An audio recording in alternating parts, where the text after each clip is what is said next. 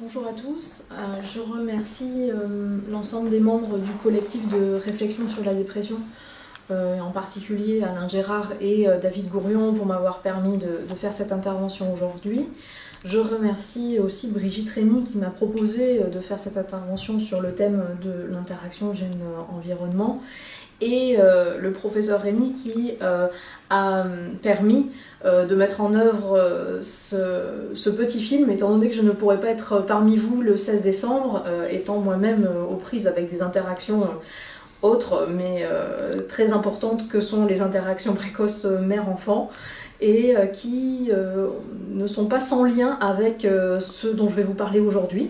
Donc, qui est l'interaction gène-environnement et plus particulièrement le côté moléculaire de ces interactions avec l'épigénétique. Alors, je vais essayer de faire ça le plus synthétique et le plus compréhensible possible. Donc, le concept d'épigénétique est né dans les années 40, donc avant la découverte de l'ADN. C'est une théorie qui a été formalisée en partie par Waddington, qui est un biologiste, et qui, à l'époque, était en prise avec des observations qui n'étaient pas parfaitement conformes avec la théorie génétique. Car à cette époque, la théorie génétique qui était là depuis la fin du 19e siècle, étant donné qu'on avait la génétique formelle avec les lois de Mendel, puis aussi la théorie cellulaire qui avait été énoncée à la fin du 19e siècle, on pensait que donc un génotype provenant d'un ensemble de gènes donnait un phénotype, donc un ensemble de caractères pour un individu ou pour une cellule. Mais ce n'était pas ce qui était observé, notamment dans les organismes pluricellulaires, où on avait un génotype qui donnait plusieurs phénotypes, comme par exemple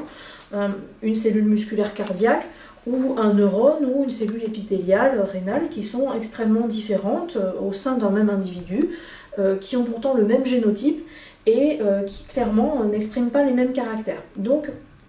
les personnes avaient formalisé cette théorie de l'épigénétique comme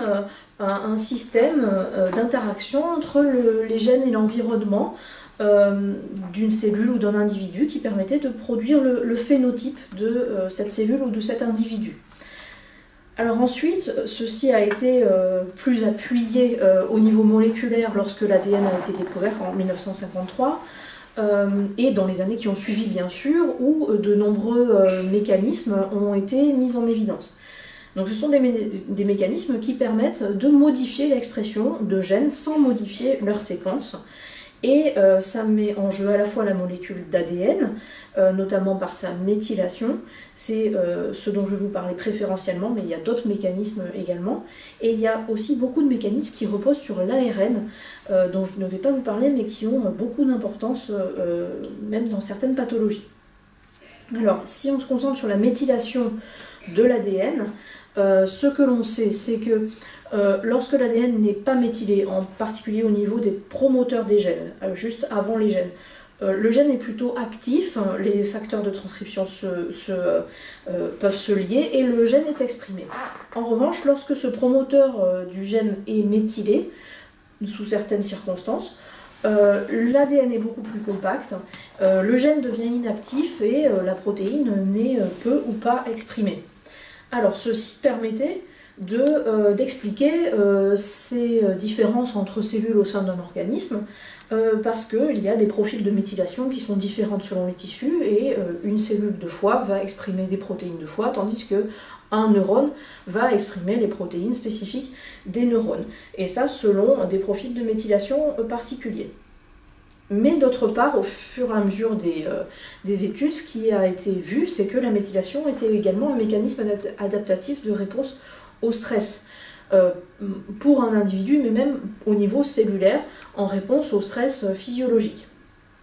C'est là qu'au niveau médical, ça prenait tout son sens,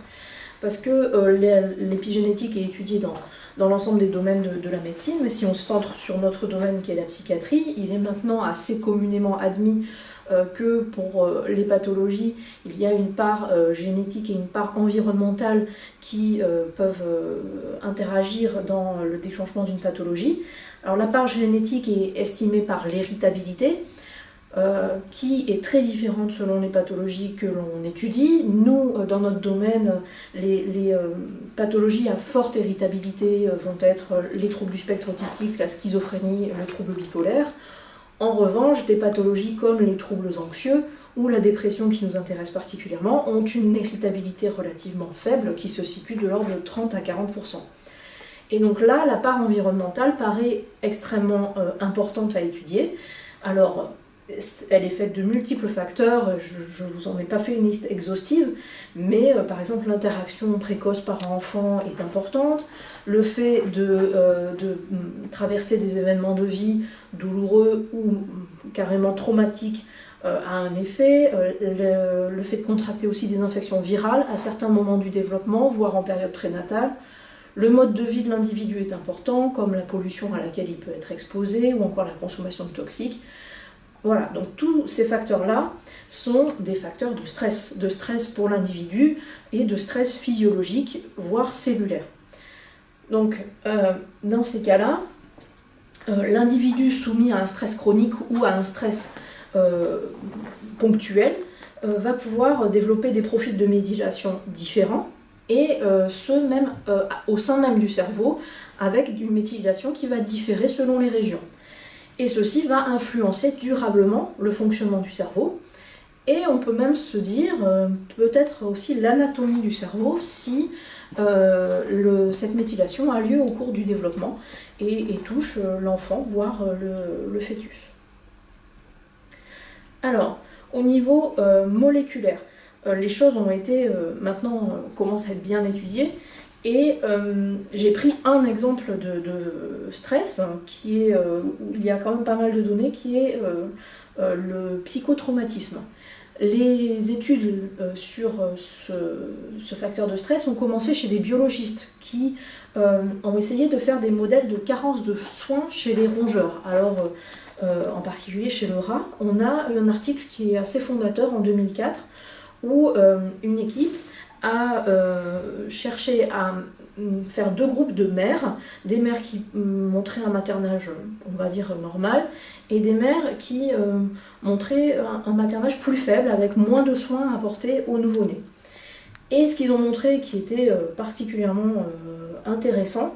était que chez les nouveau-nés, ils mettaient en évidence des modifications épigénétiques au niveau du promoteur du récepteur au glucocorticoïde, qui est un des gènes centraux de la réponse au stress, et ceci au niveau de l'hippocampe des nouveau-nés. Mais ce qu'il montrait en plus dans cette étude, c'est que ces modifications épigénétiques étaient durables et qu'ils pouvaient les mettre en évidence à l'âge adulte chez ces individus. Et dans un troisième temps, il montrait même que c'était réversible. Donc cette étude était quand même particulièrement intéressante. Et puis elle a été reproduite par la suite par d'autres équipes. Alors, chez l'homme, ce qui a été montré un petit peu plus tard, en 2009, on a les premiers articles, c'est que chez des patients qui présentaient un décès par suicide, avec des antécédents de maltraitance infantile ou non, on pouvait mettre en évidence des profils de méthylation différents selon cet antécédent de maltraitance, avec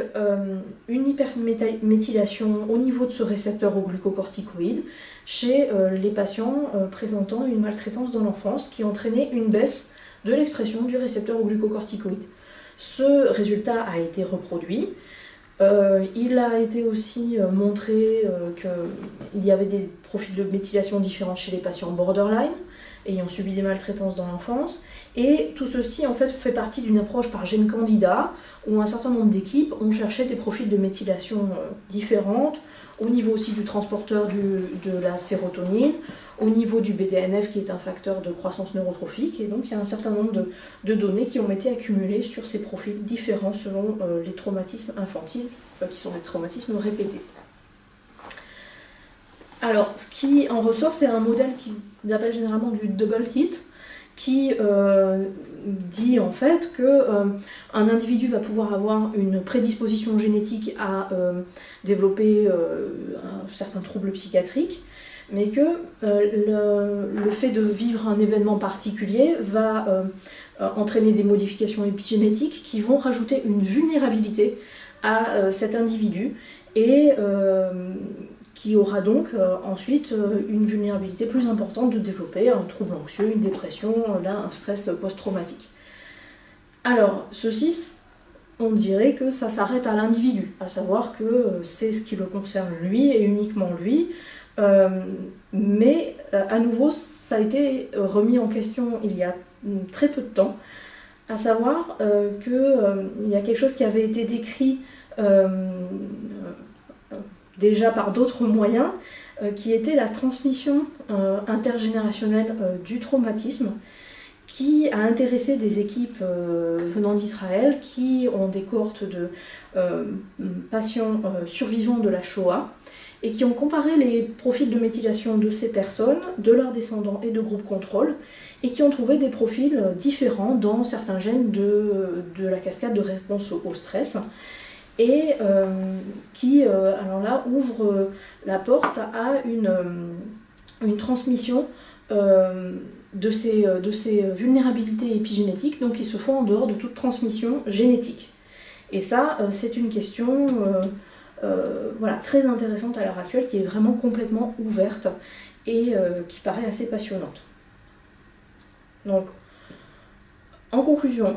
l'épigénétique, pour moi, je pense que c'est quelque chose qui a beaucoup d'intérêt dans les pathologies, quelles qu'elles soient, mais en particulier dans les pathologies avec une héritabilité faible, comme la dépression ou les troubles anxieux, parce qu'on voit qu'il y a une conjugaison à la fois de facteurs héréditaires génétiques et de facteurs de vulnérabilité épigénétique qui vont pouvoir du coup prédisposer l'individu à développer ces pathologies. Mais une fois qu'on a ces données-là, qu'est-ce qu'on en fait? Alors, il y a une limite que je veux mettre en évidence très clairement au niveau éthique,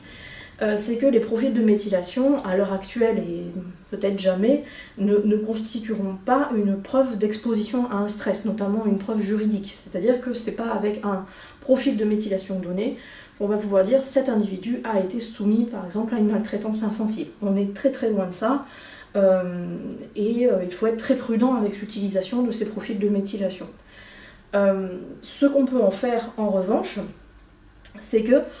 selon les événements de vie, on voit que l'ADN de l'individu a été méthylé de façon ciblée, et là on a justement une cible thérapeutique à travailler pour essayer de réduire la vulnérabilité de l'individu. On va vouloir réduire la méthylation de façon ciblée. Alors là, on est dans un domaine qui est discutable, où ce serait une action préventive, voilà, de proposer à certains individus le fait de réduire leur vulnérabilité à peut-être développer une pathologie. Et là, encore une fois, l'épigénétique permet peut-être de rassembler des domaines assez éloignés dans la psychiatrie, à savoir qu'il y a des données très récentes qui ont montré que la psychothérapie diminuait la méthylation au niveau de certains gènes chez les patients qui répondaient à la psychothérapie, alors soit des patients borderline, soit des patients avec un état de stress post-traumatique. Et voilà, ceci permet aussi de faire se rejoindre des domaines très éloignés, comme les domaines voilà, de la biologie moléculaire et de la psychothérapie, et de permettre peut-être des interactions entre différents psychiatres formés à différentes méthodes qui pourraient être très fructueuses dans le futur. Voilà, donc je vous remercie de votre attention.